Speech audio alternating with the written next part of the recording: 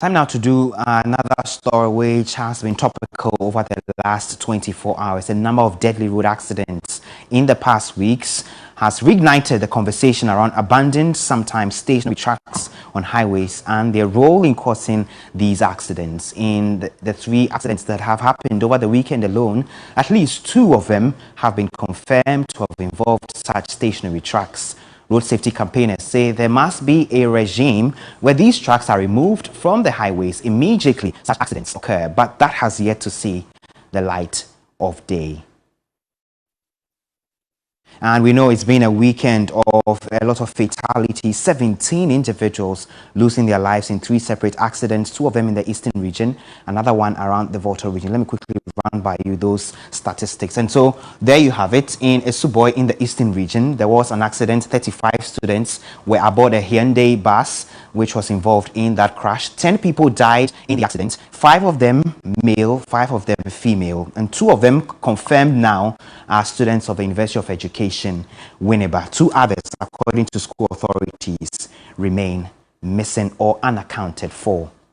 And then in the same Eastern region, at Oframase, a bus carrying 11 passengers crashed into a stationary vehicle, killing 5 individuals. Several others remain injured and they are receiving treatment in hospitals. So those are the figures we have. And we will also be looking at the broader statistics in terms of accidents between January and February, according to the MTTD. But before that, let's see this. In the Volta region, on the hohoe-jasikan Eastern Corridor Road, for example, an accident occurred. 2 individuals died. 2 others are in critical condition. We understand one of them has been in coma since the accident.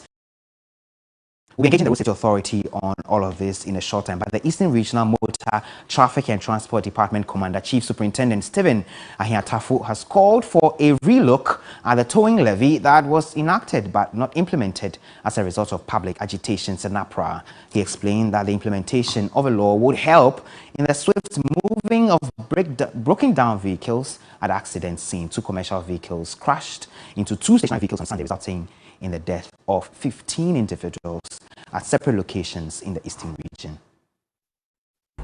That proposed law that's supposed to come in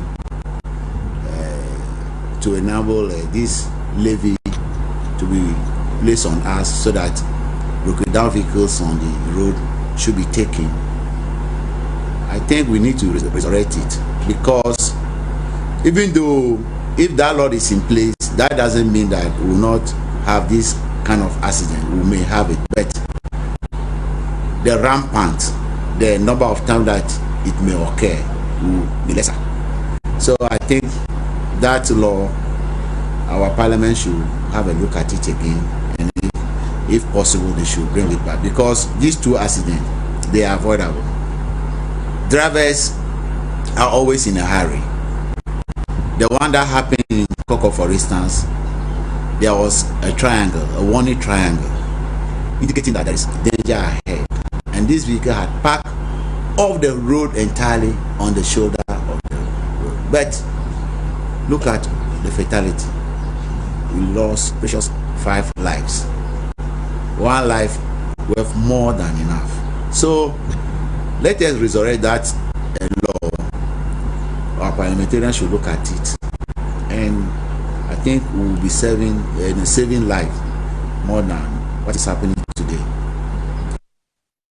Chief Superintendent Stephen Ahiatafu is the MTTD commander in the Eastern region. Let's get on the phone now and speak to David Osafo-Adontin. He's the Director of Planning and Programming at the National Road Safety Authority. Thank you for joining us, sir. So this is another weekend of a lot of fatalities. 1 death is bad enough, but for 17 people to die during 1 weekend, definitely a disaster. From where you sit as the National Road Safety Authority, with respect to stationary trucks and abandoned vehicles on our roads, what appears to be the problem?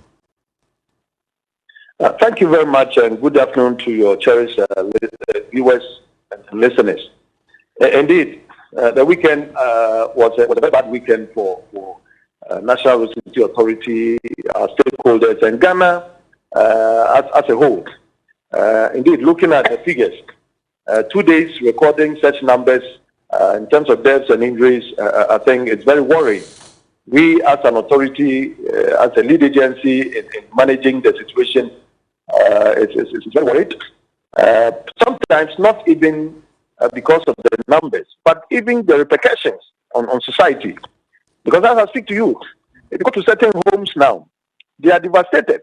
The breadwinner is gone. And so it has a lot of economic problems associated with it at homes, in society, communities, and the nation as a whole. Right. What is very worrying, one of them is the involvement of disabled vehicles.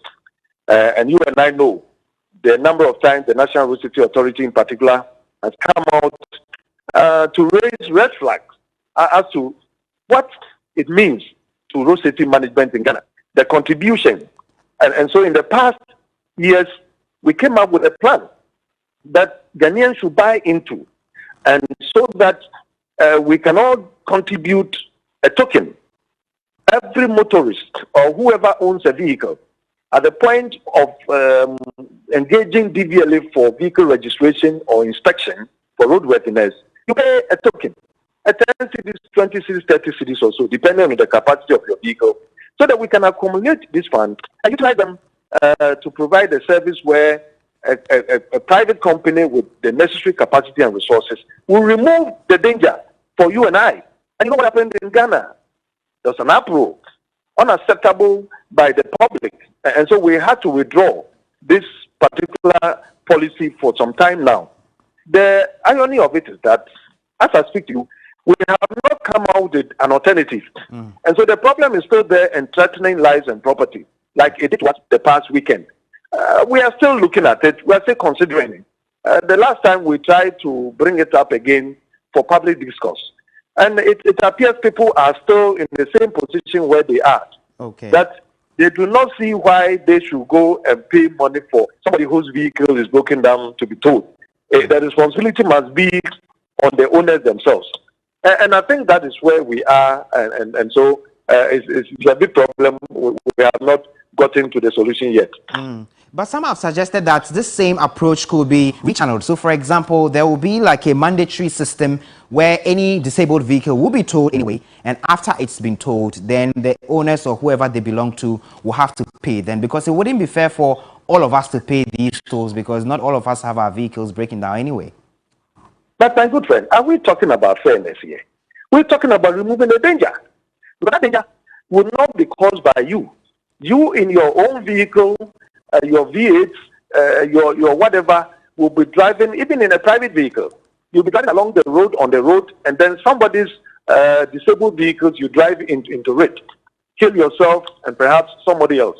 I think what we're saying here is that help for us to remove the risk. What you are suggesting is something that we are doing currently.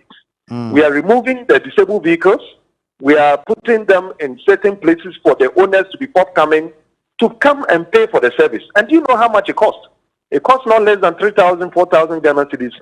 And because they fear and they don't have that kind of money, they always abandon the vehicles and make an attempt to repair it or service it in a manner that they can move the vehicle again. Okay. I think that is where the problem is. And in any case, no private sector would want to invest in such kind of services because to them, it doesn't make business sense. And so that is where the difficulty is. Okay. Thank you very much, David Safadontin, the Director of Planning and Programming at the National Road Safety Authority, speaking on this subject. In the coming days, we'll open up a bigger conversation around this subject. So we continue to save the lives of our compatriots who are dying needlessly